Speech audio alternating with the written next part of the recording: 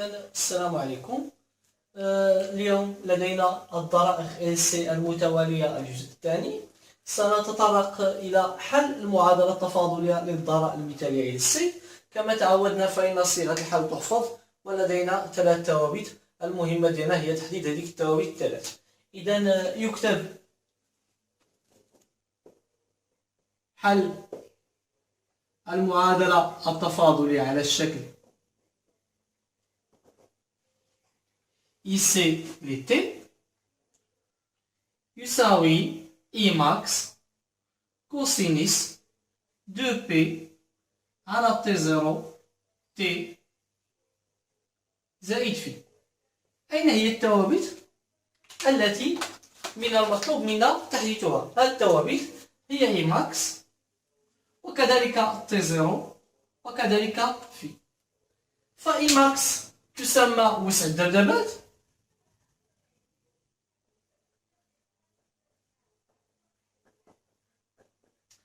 T0 الضوء الخاص،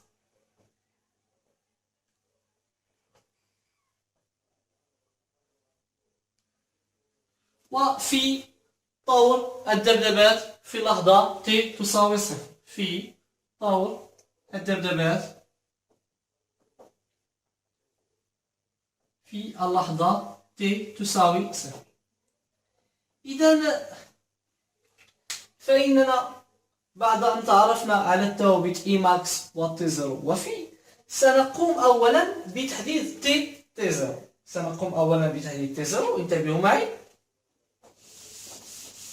لاحظوا أن المعادلة التفاضلية التي حصلنا عليها هي EC على LC زائد دي كاري ل EC على دي تي كاري تساوي ماذا؟ تساوي صفر. هذه المعادلة التفاضلية التي حصلنا عليها. إذا لدي هنا دي كاري ل EC على دي تي كاري، أي أن المشتقة الثانية ل EC. هنا سنضطر إلى اشتقاق هذا التعبير مرتين، لأن المرة الأولى ستعطيني فقط دي ل EC على دي تي.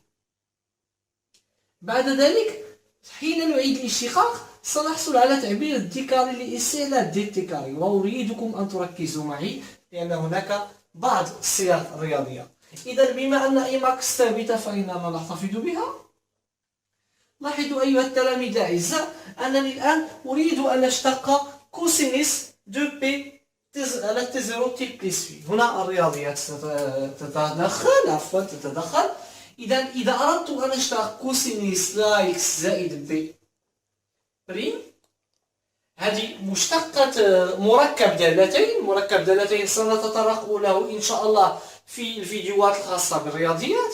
لاحظوا أنني أخرج AX زائد B وأشتقها. لاحظوا AX زائد B بريم فوا كوسينيس بريم ل AX زائد B. إذا الجميع يعرف بأن AX زائد B بريم ستعطيني A، والمشتقة ديال كوسينيس اكس زائد بي هي ناقص سينيس لاكس زائد بي. دونك ستظهر ناقصة على الطرف الأيسر سينيس لاكس زائد بي. بنفس الطريقة سنطبق هذا في الفيزياء. لما أريد أن أشتق كوسينيس 2بي على T0 T زائد في، ومجددا للتبسيط سنستخدم صيغ الرياضيات.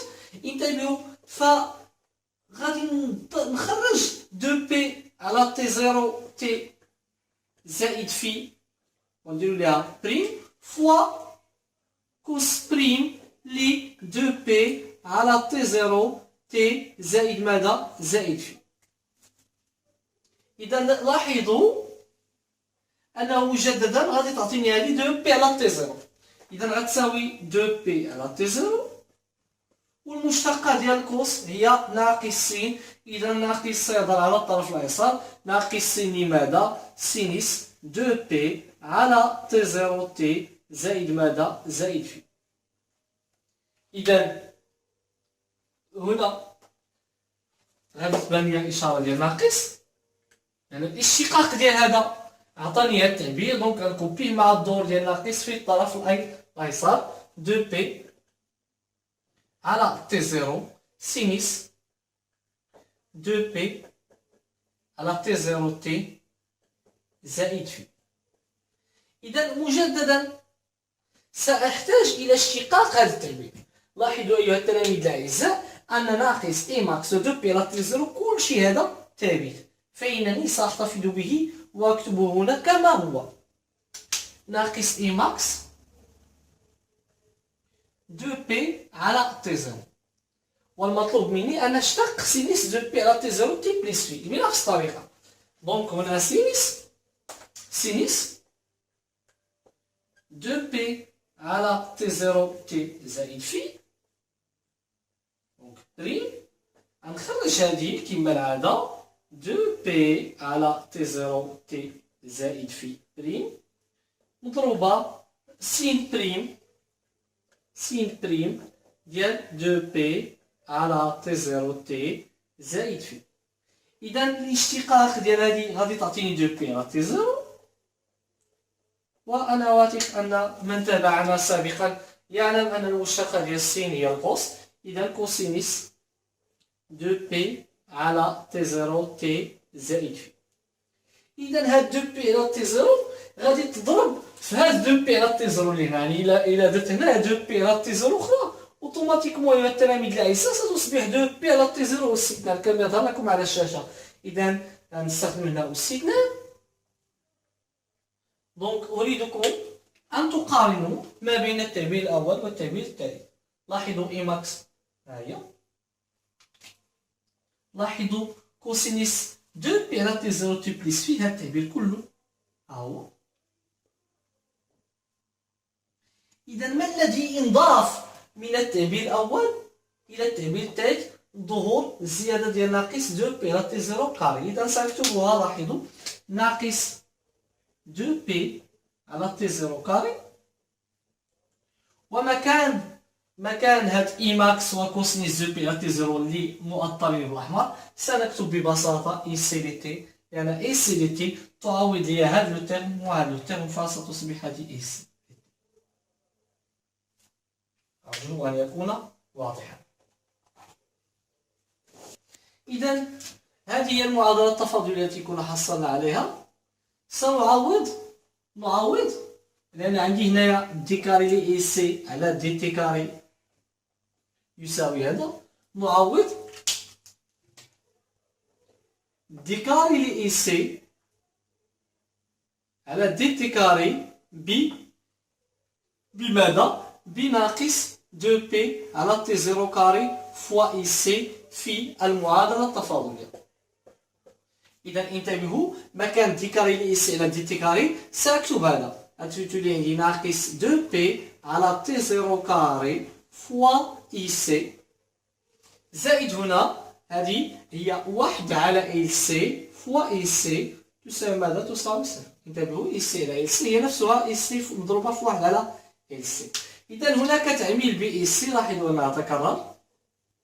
دونك حين أعامل بإي سي أفتح معقوفة، هنا ستظهر لدي ناقص دو بي على تي زيرو الكل سيجنال زائد واحد على إل سي تساوي ماذا؟ تساوي صفر. أوتوماتيكمون هنا جداء. نحن نعلم أن التوتر بين مربطي المكثف غير منعدم لأنه يتغير بدلالة الزمن. إذا هذا هو الذي يساوي صفر. في الرياضيات أ فوا بي تساوي صفر يستلزم أ تساوي صفر أو بي تساوي صفر. إذا علمنا أن أ يخالف صفر هذا يفرض عليه أن يكون بي هو الذي يساوي صفر، هذا بديهي. إذا هنا تكون عندي ناقص دو بي على تي زيرو كاري زائد واحد على إل سي تساوي صفر. إذا تو سامبلومون نحول هذه هنا، تبقى عندي واحد على إل سي تساوي دو بي على تي زيرو الكل سيجنال. أيها التلاميذ الأعزاء، باش نحيد هذه السيجنال غادي ندير هذه الجذر، فسيصبح عندي جذر ديال واحد هو واحد على جذر إل سي غيساوي ماذا؟ غيساوي دو بي على تي زيرو. أخيرا عن طريق جداء الوسطين في جداء الطرفين، تي زيرو في واحد هي تي زيرو، سأجد تي زيرو دو بي فوا جذر إل سي تساوي دو بي فوا جذر إل سي. أتمنى أن يكون واضحا كيف حصلت على تعبير تي زيرو. إذا بقي لنا أن نجد في و إيماكس. انتبهوا الشكل هنا بسرعة. هنا تي، هنا إي سي بدالة الزمن.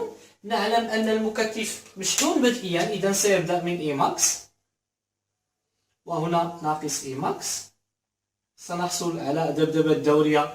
السبب لأن لدينا ضارة مثالية، إذا هناك غياب للمقاومة في الضارة. والتعبير ديال إي سي لي تي هو إيماكس كوسينيس دو بي على تي زيرو تي زائد في.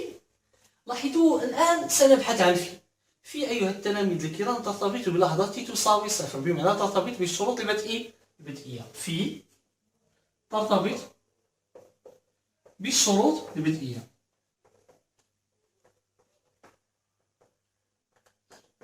دائما لما نسمع بالشروط البدئية معناها ترتبط بلحظة تي تساوي صفر.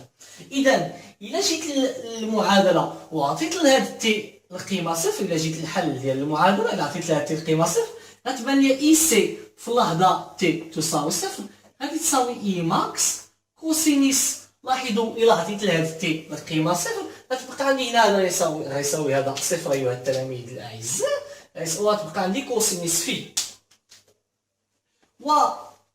ومبيانيا لاحظوا أن التوتر إي سي في اللحظة تي تساوي صفر ماذا يساوي إي ماكس. هذا مبيانيا إي سي في اللحظة تي تساوي صفر يساوي ماذا؟ يساوي إي ماكس. إذا لاحظوا إذا سميت هذا التعبير رقم واحد وسميت هذا التعبير رقم جوج، إي سي في اللحظة تي تساوي صفر هو اللي كيساوي لها إي ماكس فوا كوسينيس في، وإي سي في اللحظة تي تساوي صفر هو اللي كيساوي لها إي ماكس. كيفترض بأن هذا كيساوي هذا. هذه علاقة تعدي في الرياضيات. إذا كان إكس تساوي إيكغيك و إيكغيك تساوي مثلا زد، فإن ذلك يعني أن إكس تساوي زد. هذا ما يسمى بعلاقة تعدي في الرياضيات. إذا أوتوماتيكمون هذا غادي يساوي هذا. غادي نلاحظوا بأن إي ماكس فوا كوسينيس في غادي يساوي إي ماكس. اختزال إي ماكس من الطرفين غيعطيني كوسينيس في تساوي واحد.